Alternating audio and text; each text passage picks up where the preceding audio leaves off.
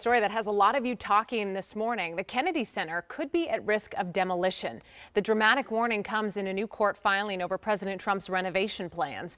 Our Jess Arnold is live outside the center this morning with more on this new twist in this ongoing saga. Jess, there's a lot of components to this. Can you walk us through what's behind the warning?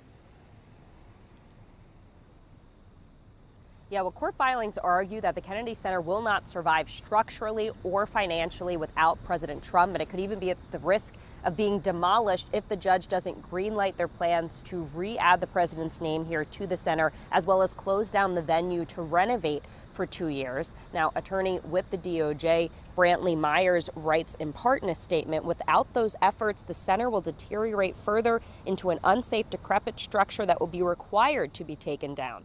Myers said they might replace it with an amphitheater. These filings are part of the ongoing legal battle with Ohio Congresswoman and former board chair Joyce Beatty, who filed an emergency motion to stop the Trump-appointed Kennedy Center trustees from putting the president's name back on the front of the center or to rename it the President Donald J. Trump Plaza. The DOJ continues to argue that renaming the center is not illegal and that blocking this move will cause donors to flee. A Washington Post article published yesterday, though, says the exact opposite, that internal financial documents they obtained show ticket revenue and fundraising plunged after the name change, putting the center on track to fall nearly $100 million short of its revenue budget. Well, I think it was reputationally harmed because Donald Trump's name went up on the building. Thus, we saw people pulling out strictly for that reason.